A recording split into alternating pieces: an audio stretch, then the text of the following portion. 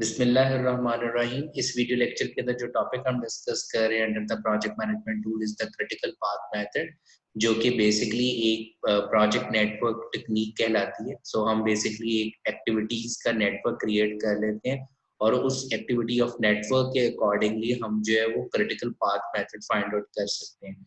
अब critical path method, जिसको in short CPM कह दिया जाता है, उस सिचुएशन में जब आपके पास प्रोजेक्ट की हर एक्टिविटीज का टाइम जो है वो डिटर्मिनिस्टिक फॉर्म में हो। डिटर्मिनिस्टिक फॉर्म से मुराद ये है कि मीन एग्जैक्टली आपको पता है with the passage of your previous experience या आपने किसी सीनियर प्रोजेक्ट मैनेजर की हेल्प लेते हुए उन एक्टिविटी टाइम्स को क्वांटिफाई किया हुआ है, जो कि एग्जैक्टली आपको पता है। जबकि पर टेक्निक भी यूज की जाती है in order to find out the critical path method. So PERT जो है, जिसको हम प्रोजेक्ट एवेल्युएशन रिव्यू टेक्निक कहते हैं, सो बेसिकली ये उस वक्त अप्लाई की जाती है जब आपके पास हर एक्टिविटीज का जो टाइम है वो डिटर्मिनिस्टिक ना हो बल्कि प्रोबेबिलिस्टिक, जिसको हम स्टोकेस्टिक भी कह सकते हैं, वो हो। ओके, और उसके अंदर हम अज्यूम कर रहे होते हैं कि हर एक्टिविटी जो है वो प्रोबेबिलिटी डिस्ट्रीब्यूशन जो फॉलो कर रही है उसका टाइम बीटा डिस्ट्रीब्यूशन को फॉलो करते हुए हम कैलकुलेट कर रहे होते हैं। वो है क्या, वो हम लेटरली इस टॉपिक के अंदर जो है डिस्कस कर रहे होंगे। बट बिफोर दैट, जैसे कि हमने पहले कहा कि PERT as well as CPM जो है ये एक नेटवर्क टेक्निक है। सो दैट मीन सबसे पहले हम करेंगे क्या कि हम एक नेटवर्क क्रिएट करेंगे। सो नेटवर्क से मुराद क्या है कि जो कि आपकी डिफरेंट एक्टिविटीज के इंटर रिलेशनशिप को जो है वो रिप्रेजेंट कर रहा होता है कि कौन सी एक्टिविटी पहले स्टार्ट होगी फिर कौन सी होगी। Okay, so that mean predecessors और सक्सेसर्स के आपस में रिलेशनशिप को जो है इस नेटवर्क के जरिए हम रिप्रेजेंट कर रहे होते हैं। ओके, और obviously in order to find out these critical path method, जो हमें टाइम रिक्वायर्ड होगा कि हमें पता होना चाहिए हर एक्टिविटी का अर्ली स्टार्ट हम क्या कंसिडर कर रहे हैं। ऑब्वियसली इसको अभी हम डिस्कस करते हैं कि वो हम क्या ले सकते हैं। Then what is the duration of that activity, early finish क्या है, ओके, इसको कैसे कैलकुलेट किया जा सकता है, लेट फिनिश को हम कैसे निकाल सकते हैं, स्लैक को हम कैसे निकाल सकते हैं, लेट फिनिश को भी, okay, as well as activity time. So इन कॉन्सेप्ट्स को हम उस वक्त डिस्कस करेंगे जब हम क्रिटिकल पाथ मेथड और PERT को डिस्कस करें। फिलहाल जो फर्स्ट हमारा टास्क है वो ये है, that is developing the network. Okay, कि हमारे पास एक्टिविटीज गिवन है, हमें उनके रिलेशनशिप का पता है कि पहले ए होगी, उसके बाद बी होगी, देन सी होगी। सो हमें उनके रिलेशनशिप मीन प्रीडिसेसर और सक्सेसर के रिलेशनशिप के बारे में पता है and we want to draw the network. Okay, so in order to draw the network हम हमारे पास जो दो टेक्निक्स अवेलेबल है, ये दो मेथड्स अवेलेबल है, जिसको हम कहते हैं, one is called as activity on arc, another is called as activity on node. Okay, so activity on arc और एक्टिविटी ऑन नोड से क्या मुराद है, रिमेंबर दैट कि हम बार बार जो है वो जिक्र कर रहे होंगे, एक नोड को आप चाहे सर्कल से रिप्रेजेंट कर लें चाहे आप ट्राइंगल से रिप्रेजेंट कर लें। ओके, सो ये सर्कल या जो आपके पास रेक्टेंगल है, ये बेसिकली किस चीज को इंडिकेट कर रही है, ये इंडिकेट कर रही होगी इवेंट। ठीक है, आर्क से क्या मुराद है, एरो को हम इंडिकेट कर रहे हैं या सिंपल लाइन को हम इंडिकेट कर रहे होंगे। सो दिस इज आर्क। जब हम बात करते हैं एक्टिविटी ऑन आर्क, इसका मतलब ये है कि अपनी एक्टिविटीज को अपनी इन लाइंस के ऊपर शो करना है। ओके, कि ये पर्टिकुलर एक्टिविटी हो रही है। अब हमें कैसे पता चलेगा कि इस एक्टिविटी का स्टार्ट कहाँ से हो रहा है और एंड कहाँ से हो रहा है, तो उसके लिए हम नोड को इस्तेमाल कर रहे होंगे। ओके, कि ये नोड 1 से स्टार्ट हो रही है और नोड 2 पे खत्म हो रही है। ओके, सो जैसे हम कहेंगे कि जैसे हम 1 नोड से नोड 2 पे पहुंच गए तो आपके पास एक्टिविटी ए कंप्लीट होगी। इसी तरीके से इसका सक्सेस हमें रिप्रेजेंट करना है। So this is B, so which mean B activity का प्रीडिसेसर क्या है, ए, और ए का सक्सेसर क्या है, B, and so on. Okay, so this is the activity on arc. और यहाँ पे ये जो सर्कल है, या अगर हम स्क्वायर या रेक्टेंगल जो भी यूज करें in order to represent the event, so वहां पे आपके पास क्या है कि जो इवेंट जिसको मैं टर्म यूज कर रहा हूँ, ये जो सर्कल है, बेसिकली ये कोई टाइम कंज्यूम नहीं कर रहा था। This is just indicating the starting और ending point of a particular activity. So activity को हम कैसे डिफाइन कर सकते हैं कि कोई भी चीज जो हम परफॉर्म करने के लिए टाइम कंज्यूम कर रहे हैं, रिसोर्सेज कंज्यूम कर रहे हैं, that would be the activity. जबकि इवेंट हमारे पास क्या आ जाएगा, जो कि स्टार्टिंग और एंडिंग पॉइंट को इंडिकेट कर रहा होगा, और जो कि ना ही कोई टाइम कंज्यूम कर रहा है ना ही कोई रिसोर्सेज कंज्यूम कर रहा है। और जबकि जो दूसरी टेक्निक एक्टिविटी ऑन नोड, उसमें हम इंस्टेड ऑफ आर्क के अंदर एक्टिविटी को रिप्रेजेंट करने के, हम नोड के अंदर एक्टिविटी को रिप्रेजेंट कर रहे थे। right now I am saying activity A is starting, what is the duration, whatever the duration 2 है 3 है whatever जो भी आपके पास उसका duration है, and then इसके बाद हम इसको connect करें जो relationship predecessor successor है कि B. So right now this B जो है वो आपके पास इसकी successor activity है. So right now ये जो arrow है, ये जो arc है, इस ये कुछ consume नहीं कर रहा, mean it is right now ना ही कोई टाइम कंज्यूम करा, ना ही कोई रिसोर्सेज कंज्यूम करा है. So right now this arrow is just indicating the relationship between the predecessor and the successor activity. Okay, so using these two methods, जो भी आप मेथड अडॉप्ट करना चाहो, हम उसको अडॉप्ट करते हुए सबसे पहले तो एक्टिविटीज के जो रिलेशनशिप है उसके अकॉर्डिंगली नेटवर्क बनाएंगे. सो let's start with the first technique कि एक्टिविटी ऑन आर्क को इस्तेमाल करते हुए मैं किस तरीके से नेटवर्क डेवलप कर सकता हूँ. So, इसमें हमें वो कह रहे हैं कि सबसे पहले हम छोटी छोटी सी एग्जांपल्स डिस्कस करें कि फॉर एग्जांपल मुझे रिलेशनशिप रिप्रेजेंट करना है कि ए का प्रीडिसेसर कोई भी नहीं है, बी का ए है, सी का बी है. As we have discuss, so यहाँ पे हमारे पास क्या होगा, activity A. Okay, so we can start from the node as well, so node 0 आप दे दें. देन एक्टिविटी ए के बाद उसकी सक्सेसर एक्टिविटी बी है या बी का प्रीडिसेसर ए है एंड सो ऑन. सिमिलरली इस नेटवर्क के अंदर हमारे पास क्या वो कह रहे हैं y and z can begin at the same time if you wish. So that mean x का जो सक्सेसर है वो है y और z. So that mean y और z का जो प्रीडिसेसर है वो x है. ओके, सो दैट मीन कि हम इन दोनों को पैरेलली स्टार्ट कर सकते हैं. So in terms of network relationship क्या आ जाएगा कि x के फौरन बाद एक्टिविटी y और एक्टिविटी हम z स्टार्ट कर सकते हैं. So right now arrow is representing the activity, whereas one जो कि इवेंट के तौर पे हम ले रहे हैं, इसको हम नोड कह रहे हैं, जो कि ना तो कोई टाइम कंज्यूम करेगा ना ही कोई रिसोर्सेज, जस्ट रिप्रेजेंट कर रहा है किसी भी एक्टिविटी के स्टार्ट के एंडिंग को इंडिकेशन करने के लिए. तो सिमिलरली एक और हम एग्जांपल ये देख रहे हैं कि अगर हम कह रहे हैं कि m का जो प्रीडिसेसर है वो j के l है. ओके, सो दैट मीन हम तीनों के तीनों जो एक्टिविटीज हैं वो मर्ज कर रही है. सो विच मीन j के l को हम मर्जिंग एक्टिविटीज भी कह सकते हैं, और all are the predecessor of the activity m. Similarly यहाँ पे हमारे पास क्या इंडिकेशन हो रही है कि x y मर्जिंग एक्टिविटीज है, वेयर एज z और डबल a जो है वो बर्स्ट एक्टिविटीज है. बर्स्ट एक्टिविटीज मीन कि जब एक नोड से एक से ज्यादा एक्टिविटीज निकली है तो उनको हम बर्स्ट एक्टिविटीज कह देते हैं. सो राइट नाउ यहाँ पे क्या है कि z का प्रीडिसेसर भी x और y है और डबल a का प्रीडिसेसर भी x और y है. So how we can represent in activity on arc, that is this way.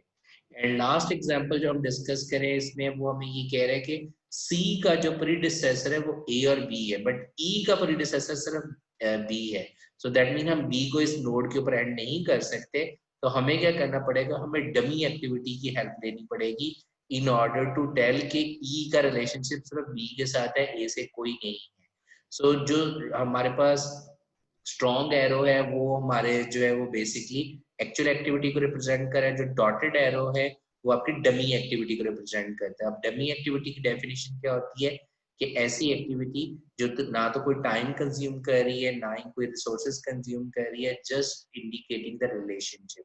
So right now see का प्रीडिसेसर ए और बी है तो हमने ए को रिप्रेजेंट कर दिया. सो बी को रिप्रेजेंट हम यहाँ पर डायरेक्टली नहीं कर सकते, अगेन जैसे मैंने आपको पहले बताया, क्योंकि इसका जो सक्सेसर है वो सिर्फ और सिर्फ ई है और ई का ए से कोई ताल्लुक नहीं है. तो हमें इसको सेपरेट नोड पे एंड करना पड़ेगा और यहाँ से हमें डमी एक्टिविटी इंडिकेट करनी पड़ेगी कि सी का प्रीडिसेसर ए और बी है. ओके, जबकि ई का प्रीडिसेसर सिर्फ और सिर्फ बी है. सो आई होप कि आपको क्लियर हो गया होगा कि एक्टिविटी ऑन आर के अकॉर्डिंगली हम किस तरीके से नेटवर्क डेवलप करते हैं. So while you are developing the network आपने इन 8 रूल्स को जो है वो याद रखना है. सो क्विकली हम इसको देख लेते हैं. रूल नंबर 1 क्या है कि आपका जो नेटवर्क का फ्लो होना चाहिए फ्रॉम लेफ्ट टू राइट होना चाहिए. Okay, activity can not begin until the preceding activity has been complete. So आप जाहिर बात है कि जब तक आपकी प्रीवियस एक्टिविटी कंप्लीट नहीं होगी आप उसको अगली को स्टार्ट नहीं कर सकते. ठीक है, सो सिमिलरली आगे वो हमारे पास क्या कह रहे हैं कि जी arrows on network indicating the predecessors and flow. Okay, so precedence और फ्लो को इंडिकेट कर रहा होता है. सिमिलरली आपके पास क्या आ रहा है कि जी each activity should have a unique identification number, ताकि आप उसका जो नाम या नंबर दे रहे हैं वो यूनिक होना चाहिए. Okay, so very simple. So activity identification number must be larger than that the from the previous. जो आपकी नेक्स्ट एक्टिविटी हो आप उसका लार्जर नंबर दें ताकि कोई कंफ्यूजन ना हो। ओके, सो आपने प्रीवियस वाले को अगर लार्ज नंबर दे दिया और नेक्स्ट वाले को स्मॉलर नंबर दे दिया, so it may create some confusion. Secondly, looping is not allowed, mean अगर हम एक्टिविटी ए से स्टार्ट कर रहे हैं और किसी तरीके से ए पे ही एंड हो रहे हो, सो लूप ना बन रहा हो, आप आगे को मूव कर रहे हो। So conditional statements are not allowed. Conditional statement से क्या मराद है कि फॉर एग्जांपल मैं कह रहा हूँ कि एक्टिविटी ए है, ओके, देन फिर हम कह रहे हैं कि जी एक्टिविटी सॉरी दिस इज कि 1 से 2 है जी activity that is a 2। Okay, अब मैं ये कह रहा हूँ कि 3 की तरफ और 4 की तरफ, ठीक है, हम जा सकते हैं। हम ये कह रहे हैं कि ए जो है उसका जो प्री सक्सेसर है वो 30% चांस है कि जी एक्टिविटी बी होगा और 70% चांस है कि उसका सक्सेसर सी होगा। सो ये कंडीशनल स्टेटमेंट होगी, सो ये अलाउ नहीं है यहाँ पे। Okay, so conditional statements are not allowed. Similarly अगर आपके पास मल्टीपल स्टार्ट या मल्टीपल एंडिंग हो रही होगी, तो हम क्या कर लेंगे, हम एक डमी स्टार्टिंग और डमी एंडिंग पॉइंट बना देंगे ताकि हम एक यूनिक स्टार्टिंग और यूनिक एंडिंग पॉइंट बना सके। ठीक है जी। सो यूजिंग दीज रूल्स, अब हम जो है वो मेरे पास ये A to K एक्टिविटीज के अकॉर्डिंग उसने उसकी डिस्क्रिप्शन बताई हुई है हर एक्टिविटी की, और हमें उसके प्रीडिसेसर्स का पता है। अब मुझे एक नेटवर्क क्रिएट करना है। सो राइट नाउ वो कह रहे हैं A और B इसका कोई भी प्रीडिसेसर नहीं है, so it mean from node 1 it can start activity A as well as activity B। ठीक है, जबकि C का प्रीडिसेसर क्या है, A है। सो आई वुड रिकमेंड कि इस शीट को आप कॉपी कर लें ताकि हम नेटवर्क जो नेक्स्ट बना रहे हैं सो वहां से आपको क्लैरिटी आ जाए। अब यहाँ पे हमारे पास के जैसे हम कह रहे हैं कि ए और B it's starting from node 1, ठीक है जी, जबकि एक्टिविटी ए का जो सक्सेसर है वो है एक्टिविटी सी। ओके, देन हमारे पास जो एक्टिविटी डी का प्रीडिसेसर है वो एक्टिविटी बी, सो इसलिए हमने 1 से 4 करके देन एक्टिविटी डी कर दिया। एक्टिविटी ई का जो प्रीडिसेसर है वो भी सिर्फ और सिर्फ बी था, जबकि एक्टिविटी आपके पास एफ का प्रीडिसेसर क्या है, ए है। ओके, देन हमारे पास क्या आ रहा है जी, एक्टिविटी जी उसका प्रीडिसेसर है सी, राइट। एंड देन आपके पास क्या एक्टिविटी एच उसका प्रीडिसेसर क्या है, डी। ओके, सो एच का प्रीडिसेसर डी है। एंड देन हमारे पास आ रहा है जी एक्टिविटी आई, एक्टिविटी आई का प्रीडिसेसर क्या है, ए। ओके, और इन द एंड हमारे पास जो आ रहा है वो आ रहा है एक्टिविटी जे, और एक्टिविटी जे का जो प्रीडिसेसर है वो जी एच एंड ई है। अगर आप पीछे टेबल में अपने ऑप्शंस को देखें, so you can see that कि एक्टिविटी जे का प्रीडिसेसर जी एच और ई है। ओके, सो देन उसके बाद हमारे पास क्या रह गया जी, एक्टिविटी जो आ रही है, सो मैंने ये डमी एक्टिविटी क्यों शो की, क्योंकि आपके पास क्या है कि राइट नो एक्टिविटी के का जो प्रीडिसेसर है वो है जे एफ एंड आई, और अगर हम देखें कि जे का स्टार्टिंग पॉइंट भी सेम है और आई का स्टार्टिंग पॉइंट भी सेम है, सो अगर आपके स्टार्टिंग पॉइंट सेम हो और उनका सक्सेसर भी सेम हो तो आपने डायरेक्टली कनेक्ट नहीं कर सकते, तो अगेन वहां पे भी आपको डमी एक्टिविटी इस्तेमाल करनी पड़ेगी, क्योंकि एक्टिविटी एफ का भी स्टार्टिंग पॉइंट 2 है, आई का भी स्टार्टिंग पॉइंट 2 है और एंडिंग पॉइंट भी सेम है। सो ऐसी सिचुएशन में भी हमें डमी एक्टिविटी का इस्तेमाल करना पड़ेगा। सो आई होप कि आप क्लियर हो गया कि एक्टिविटी ऑन आर्क को इस्तेमाल करते हुए, इस अप्रोच को इस्तेमाल करते हुए हम किस तरीके से प्रेसिडेंस रिलेशनशिप डायग्राम बना सकते हैं। Okay, so that means right now the starting activities are A and B and finishing activity is A. So using this particular, so again अब मैं एक और जो है वो एग्जांपल ले रहा हूँ। So right now मैं इसका नेटवर्क नहीं बनाऊंगा, so for practice purpose you can do by yourself. जो मैं इसी तरीके से आपके पास ये प्रैक्टिस एग्जांपल नंबर 2 और 3 है। अब हम जो है वो डिस्कस करने के लिए जा रहे हैं कि using activity on arc method, जो अभी हमने नेटवर्क क्रिएट किया उसको इस्तेमाल करते हुए हम किस तरीके से क्रिटिकल पाथ कैलकुलेट कर सकते हैं। सो बेसिकली 1957 के अंदर ये क्रिटिकल पाथ मेथड डेवलप किया गया, जो कि नेटवर्क मॉडल के अकॉर्डिंगली इस्तेमाल करते हुए हम क्वांटिफाई कर सकते हैं what is the longest path. So basically longest path को जो है वो हम कह देते हैं कि ये क्रिटिकल पाथ है, और लॉन्गेस्ट पाथ हम क्यों कैलकुलेट कर रहे होते हैं, क्योंकि उसी की बेसिस के ऊपर आपका ओवरऑल प्रोजेक्ट का टाइम कैलकुलेट किया जा रहा होता है। अगर आपके उस पर्टिकुलर पाथ में से कोई एक्टिविटी डिले होगी तो ऑब्वियसली आपका ओवरऑल प्रोजेक्ट डिले कर जाएगा। अब क्वेश्चन ये आ जाता है कि even a medium size project के अंदर आपके पास थाउजेंड्स ऑफ एक्टिविटीज होती हैं। सो इन एक्टिविटीज का जब हम नेटवर्क क्रिएट कर लेते हैं तो ऑब्वियसली मैनुअली उसको देखना कि वो कौन सा आपके पास लॉन्गेस्ट पाथ बन रहा है, सो क्वाइट हार्ड है। तो इसलिए हम इस मेथड को इस्तेमाल करते हुए उसको इस्तेमाल कर सकते हैं। So in order to find out the longest path with respect to CPM method, which is the critical path method या PERT, तो हमें इन 6 steps को follow करना है। जैसे हमने कहा कि we should know कि आपके पास जो significant activity और task है project की, हमने कौन कौन सी activities या task perform करने हैं, उनकी लिस्ट का पता होना चाहिए, उन activities के आपस में relationship का पता होना चाहिए, and then third step पे we should draw the network। Fourth step में उनको परफॉर्म करने के लिए हमें टाइम कितना लगता है, एंड देन फिफ्थ स्टेप में हम जब टाइम हमें पता होगा तो हम क्रिटिकल पाथ कैलकुलेट कर सकते हैं। और वो क्रिटिकल पाथ के लिए हमारे पास मेथड क्या है जी, सीपीएम एंड PERT। और देन उस लॉन्गेस्ट पाथ की बेसिस के ऊपर हम अपने प्रोजेक्ट को प्लान कर सकते हैं, स्केड्यूल कर सकते हैं, मॉनिटर कर सकते हैं, एज वेल एज कंट्रोल हम कर सकते हैं। So let's start with example. So यहाँ पे मेरे पास क्या है कि एक्टिविटी नेटवर्क बना हुआ है, एक्टिविटी ऑन आर्क। एक्टिविटी ए का जो टाइम है वो है 6 days, लेट से हम ले लेते हैं। बी का है 8 days, सी का है 5 days एंड सो ऑन। सो हमारे पास एक्टिविटी और नॉट आर्क जो है वो नेटवर्क बना हुआ है। हमने क्रिटिकल पाथ मेथड अप्लाई करना है। सो क्रिटिकल पाथ मेथड से क्या मुराद है, सो हम बेसिकली दो तरह के पास अप्लाई कर रहे होंगे in order to find out the critical path. One is the forward pass, another is a backward pass. So forward pass में हम activity के earliest time को consider कर रहे होते हैं, जबकि backward pass में हम latest time को ले रहे होते हैं। So earliest time और latest time से क्या मुराद है? Earliest time होता है as soon as possible आपने उस activity को start कर देना है। So हम ये assume कर लेते हैं कि अगर हम कहते हैं at 8 AM, so that means exactly at 8 AM वो activity start होगी है। लेट स्टार्ट मीन कि हम ये कह रहे हैं कि ओके इसको हम जो है वो इतने टाइम तक डिले अगर कर भी दें तो आपकी जो है वो इंडिपेंडेंट एक्टिविटी के उस डिले से आपकी सक्सीडिंग एक्टिविटी के ऊपर फर्क नहीं पड़ेगा।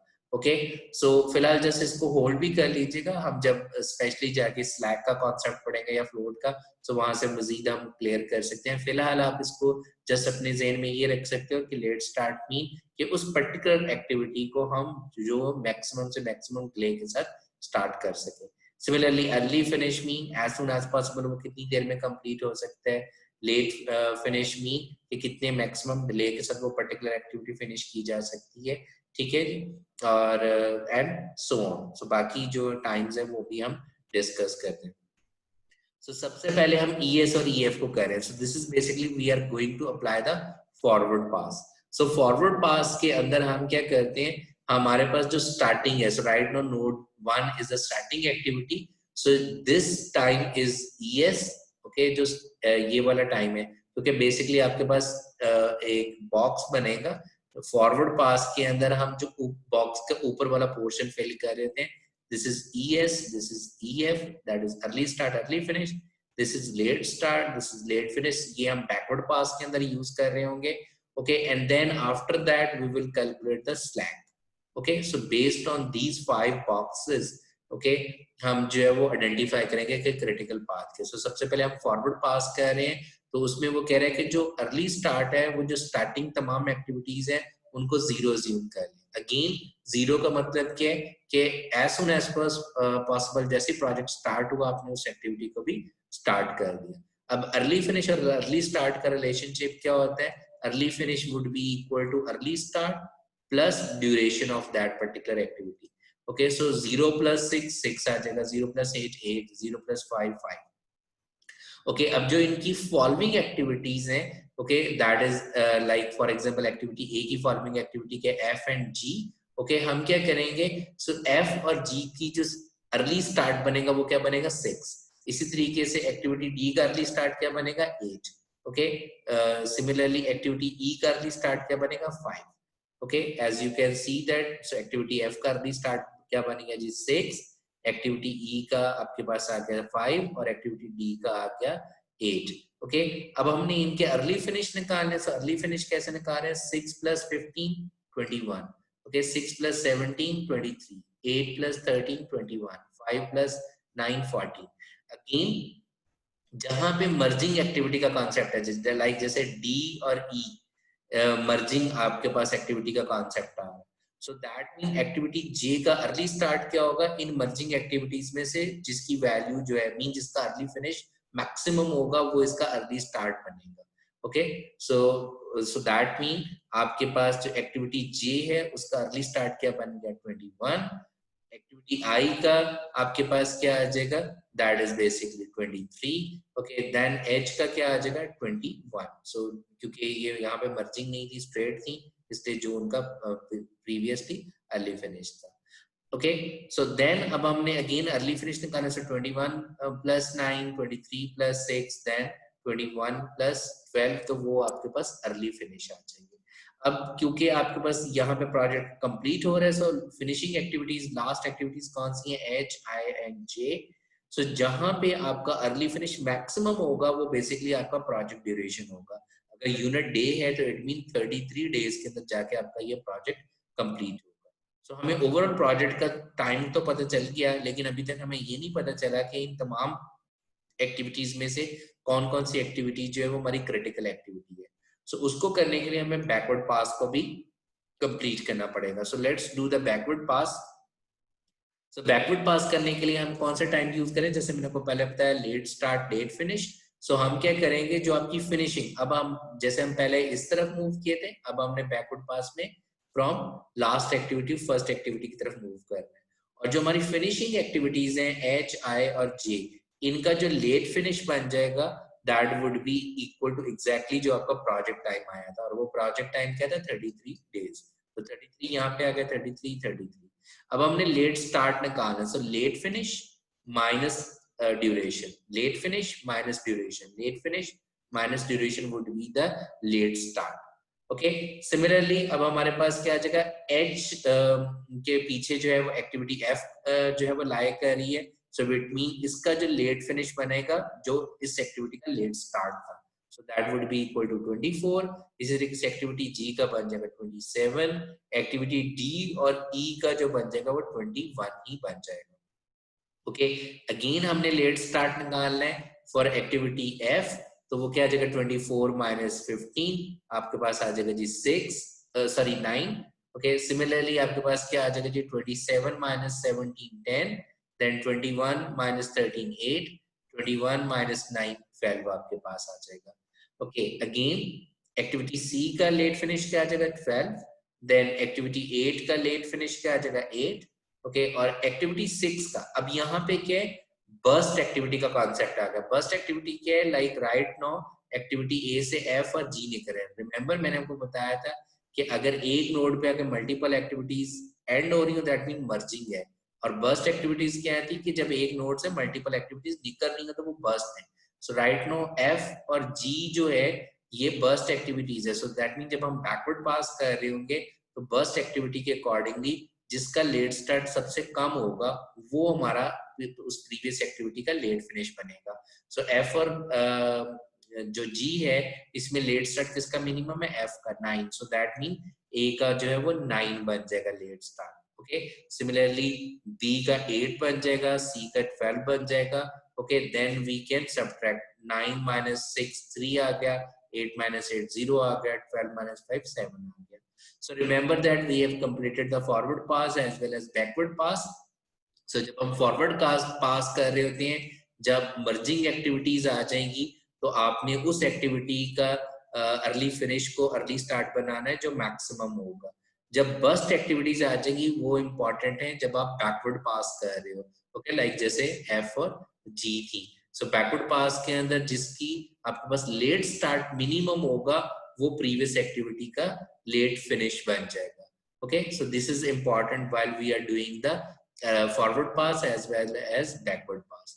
अब हमने फॉरवर्ड पास कंप्लीट कर लिया, हमने बैकवर्ड पास कंप्लीट कर लिया, still we can not tell कि कौन सी एक्टिविटी जो है वो क्रिटिकल है। सो उसको आइडेंटिफाई करने के लिए हम स्लैक कैलकुलेट करते हैं, और स्लैक कैलकुलेट करने के तरीकेकार क्या है, चाहे आप कर दो late finish minus early finish, चाहे आप कर दो late start minus early start. Okay, so that is a formula, इसको इस्तेमाल करते हुए हम स्लैक कैलकुलेट करें। सो 3 माइनस 3 कर दें या 9 3 माइनस 0 या फिर 9 माइनस 6, तो आपके पास आ गया जी 3। 0 माइनस 0 और 8 माइनस 0 0। सो हम तमाम एक्टिविटीज के जो है वो इस तरीके से स्लैक कैलकुलेट कर लेंगे, that is early finish minus early start और late finish minus late start of that particular activity. Okay, so अब हमारे पास ये जो एडिशनल बॉक्स आया, this is representing the value of the slack. Okay, जैसे हमने अर्लियर बॉक्स बनाया था। अब जहां जहां पे आपकी एक्टिविटीज का जो स्लैक है वो 0 है, इट मीन वो एक्टिविटीज आपकी क्रिटिकल एक्टिविटीज है। सो राइट नाउ हमारे पास एक ही क्रिटिकल पाथ बन रहा है, which is B D and J.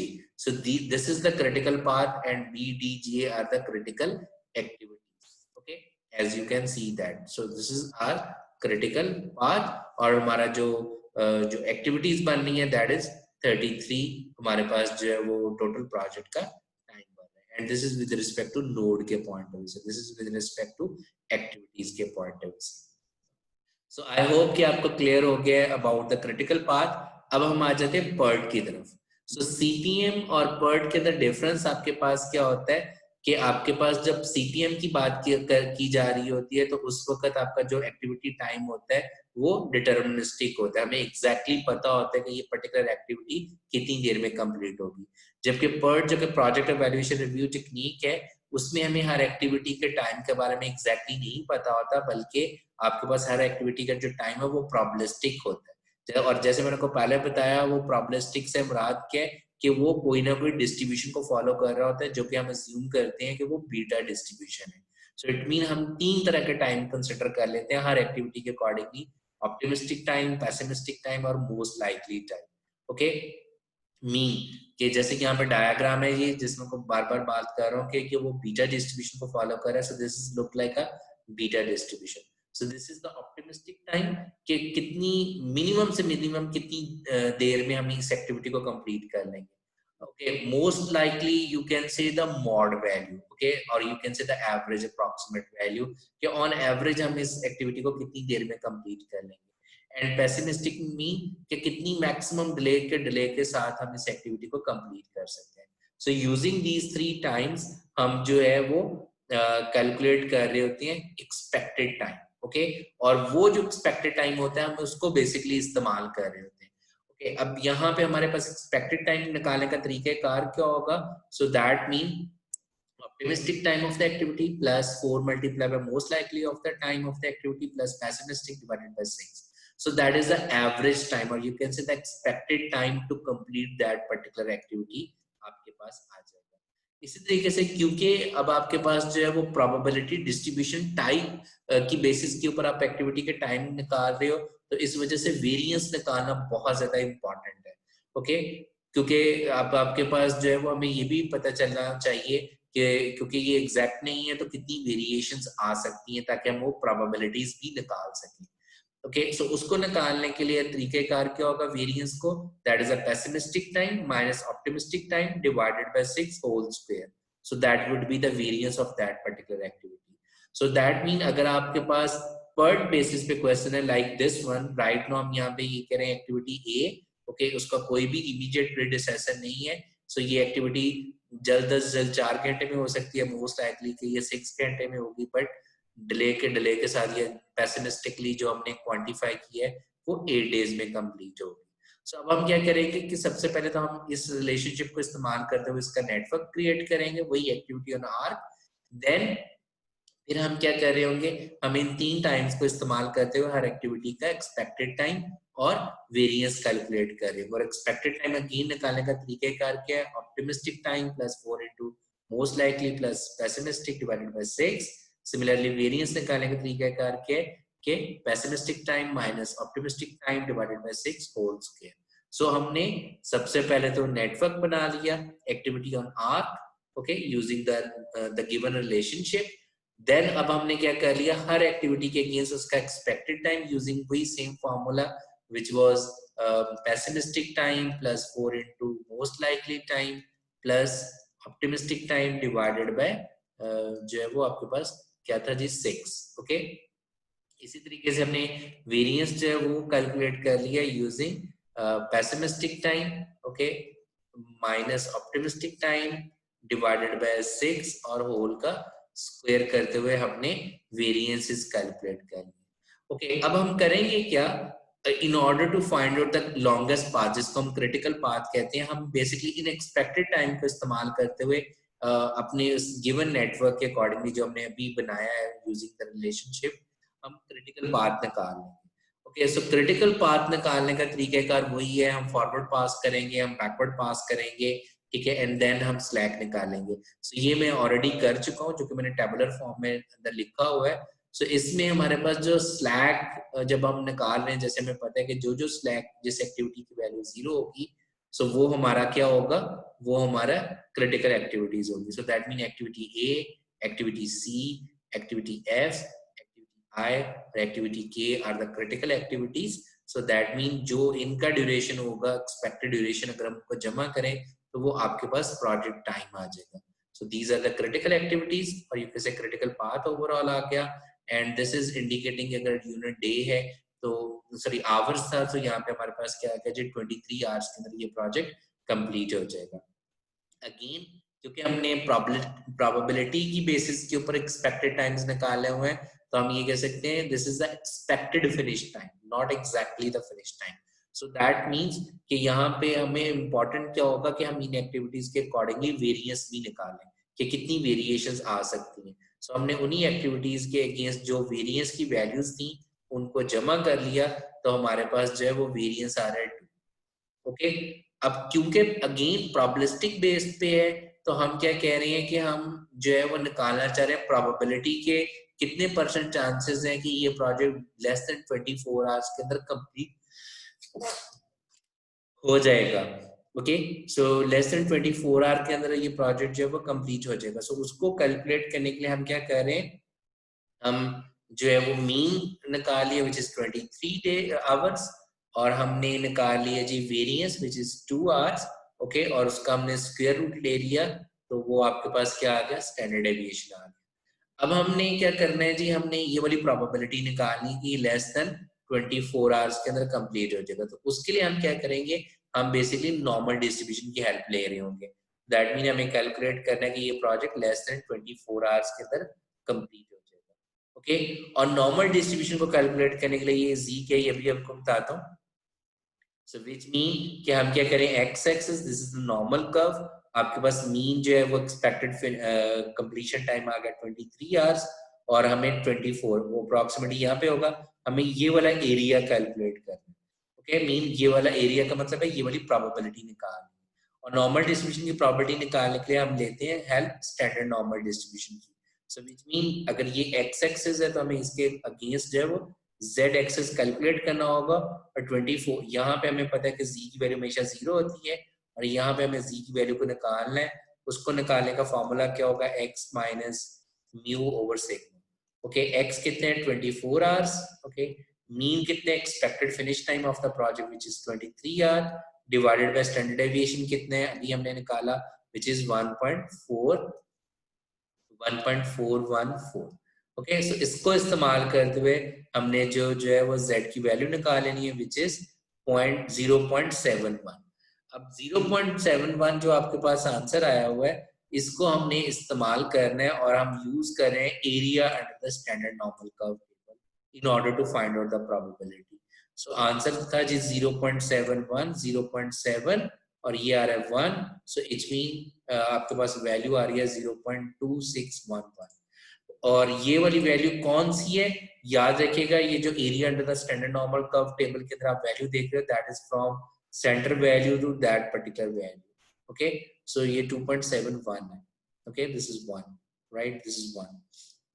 Okay, so अब हमारे पास क्योंकि हमें पूरे का पूरा एरिया निकालना था, तो ये वाला एरिया अगर 2.2611 है, ये वाला हमें एरिया पता है क्योंकि each side of the normal curve 0.5 के इक्विवेलेंट होती है. So 0.5 plus this, so we are getting 0.7611. So that means 76.1% chances है कि आपका प्रोजेक्ट जो है वो less than 24 hours के अंदर complete हो जाएगा. Okay, so similarly we can find out what is the probability that this project will be completed less than 22 days or less than 25 days. So आप उसकी प्रोबेबिलिटीज इस तरीके से निकाल सकते हो. आई होप कि आपको क्लियर हो गया regarding CPM as well as PERT. So this is PERT का प्रैक्टिकल क्वेश्चन है कि आप इसको जो है वो प्रैक्टिस के लिए जो है वो यूज कर सकते हो। जो एक और चीज जो मैं डिस्कस करना चाह रहा हूँ दैट इज कि अगर हमें सेम मसलन क्रिटिकल पाथ या PERT हमने निकालना है but instead of using activity on arc method okay हम जो है वो एक्टिविटी ऑन नोड मेथड को इस्तेमाल करते हुए जो है वो क्रिटिकल पाथ निकालना चाहते हैं। सो सिंपल बाकी चीज तो वही की वही रहेगी, डिफरेंस क्या आ जाएगा in order to draw the network. So ये है आपके पास एक्टिविटी ऑन आर्क के ऊपर आप एक्टिविटीज को रिप्रेजेंट कर रहे थे and this is activity on node कि हम नोड के अंदर एक्टिविटीज को रिप्रेजेंट कर रहे हैं। यहाँ पे जो सर्कल्स हैं जिनको हम नोड कहते हैं वो आपके जो स्टार्टिंग और एंडिंग पॉइंट को इंडिकेट कर रहे हैं, जबकि यहाँ पे एरो जो है वो आपके एक्टिविटीज के स्टार्टिंग और एंडिंग पॉइंट को इंडिकेट कर रहे हैं। ओके सो यहाँ पे और इस I would recommend कि always try to use activity on node which is very simple in order to draw the network, क्योंकि इसमें फिर कोई डमी एक्टिविटी का कॉन्सेप्ट नहीं आता जब हम नेटवर्क को ड्रॉ कर रहे होते हैं in order to draw the relationship. जबकि एक्टिविटी ऑन आर्क मेथड जो अगर आप इस्तेमाल करोगे तो वहां पे डमी एक्टिविटी का कॉन्सेप्ट आ जाएगा in order to draw the network. जैसे हमने देखा था कि अगर दो या दो से ज्यादा एक्टिविटीज का स्टार्टिंग पॉइंट भी सेम हो एंडिंग पॉइंट भी सेम हो तो वहां पे हमें डमी एक्टिविटी इस्तेमाल करनी पड़ सकती है। या एक और हमने एग्जांपल देखी थी कि एक एक्टिविटी का प्रीडिसेसर और सक्सेसर जो है वो दो हैं जबकि दूसरी एक्टिविटी का उनमें से सिर्फ एक है, तो उस केस के अंदर भी आपको डमी एक्टिविटी इस्तेमाल करनी पड़ सकती है। So which is quite confusing. So I would recommend always try to use activity on node network diagram. Okay उसको ड्रॉ करना इजी है। ओके लाइक जैसे यहाँ पे हम देख सकते हैं और यहाँ पे कि यहाँ पे डमी एक्टिविटी इस्तेमाल करनी पड़ी है जबकि यहाँ पे हमें कोई डमी एक्टिविटी की जरूरत नहीं पड़ रही। ओके सो बाकी मेथड जो है वो सेम वही है। लाइक मैं क्विकली गो थ्रू कर रहा हूँ कि अगर हम एक्टिविटी नोड के जरिए इस प्रॉब्लम को सॉल्व करें दिस वन ओके जिसमें एक्टिविटी गिवन है, हमें प्रीडिसेसर्स गिवन है, ड्यूरेशन गिवन है और मैं उसका सबसे पहले नेटवर्क ड्रॉ कर लूंगा। सो मैंने नेटवर्क जो है वो ड्रॉ कर लिया और मैं स्क्वायर के अंदर जो है उसका आईडी मीन एक्टिविटी का जो नेम है उसकी डिस्क्रिप्शन और उसका ड्यूरेशन दे दी है और नीचे लेजेंड हमें गिवन है कि this box is representing early start, early finish, late start, late finish and then slack. Okay so सबसे पहले जैसे हमें पता है कि अर्ली स्टार्ट क्या आ जाएगा, that would B 0 0 okay 0 for the starting activity that is over here।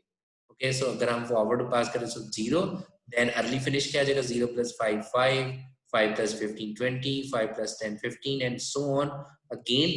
अब यहाँ पे क्या है कि मर्जिंग एक्टिविटीज कौन सी हैं बी और सी। सो आपके पास एक्टिविटी ई का अर्ली स्टार्ट क्या बनेगा जो इनमें से मैक्सिमम है वो 20 था, 20 हमने लिख लिया। सिमिलरली एक्टिविटी एफ के लिए मर्जिंग एक्टिविटी बन रही है जी बी सी और डी, सो इनमें से मैक्सिमम 20 है सो 20 आ गया एंड सो ऑन। इसी तरीके से प्रोजेक्ट का कंप्लीशन टाइम क्या बन गया 235। सो आपका लेट फिनिश क्या बन गया 235। अब हमने लेट स्टार्ट निकालना है so late finish minus duration would be late start, so that is the backward pass हमने कंप्लीट कर। ओके जी सो वंस कि आपका जो है वो बैकवर्ड पास कंप्लीट हो गया है तो उसके बाद अब आपने क्या कर लेना है कि हमने स्लैक्स कैलकुलेट करने हैं और स्लैक निकालने का तरीका कार क्या है कि early sorry late start minus early start कर दें या late finish minus early finish कर दें, you will get the answer of the slack. So जिस जिस एक्टिविटी की वैल्यू 0 है वो आपकी क्रिटिकल एक्टिविटीज है। Okay so again it's up to you कि चाहे आप एक्टिविटी ऑन आर्क मेथड के जरिए क्रिटिकल पाथ निकाल लें चाहे आप एक्टिविटी ऑन नोड के जरिए निकाल लें। सो जो भी मेथड अडॉप्ट करना चाहे but the easier method is that is activity on node क्योंकि उसका नेटवर्क ड्रॉ करना आसान।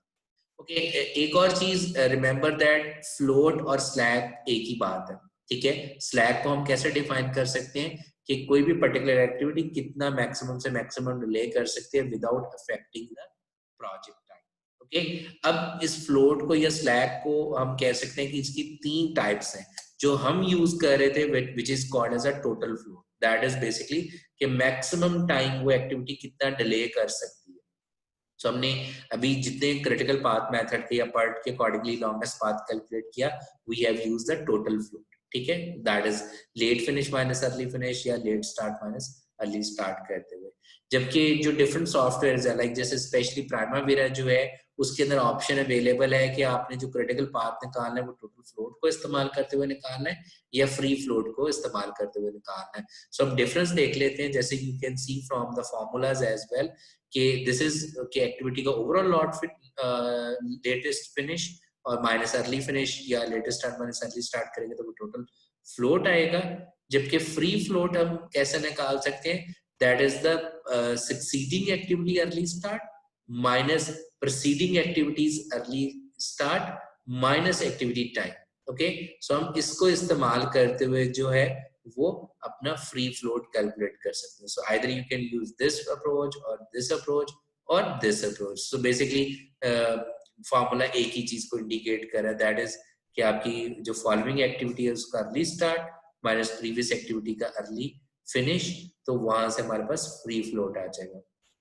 Okay, similarly we can also calculate the independent float. So independent float का फॉर्मूला क्या है, that is this one. So basically ये किस चीज को इंडिकेट कर रहा होता है, ये इसकी जो डेफिनेशन है वो ये है कि आपकी जो एक्टिविटी इटसेल्फ मैक्सिमम कितना डिले हो सकती है without affecting its following activity. Okay, so उसके अकॉर्डिंगली हम उसको कह देते हैं कि इस एक्टिविटी के अपने अंदर कितना को फ्लोट मौजूद है। एज यू नो दैट कि अगर किसी का स्लैक 0 हो जाएगा विच मीन हम उसको बिल्कुल डिले नहीं कर सकते, specially the total float. Okay, क्योंकि अगर वो डिले होगा तो आपका ओवरऑल प्रोजेक्ट जो है वो डिले हो जाएगा। So thank you so much, see you in the next video.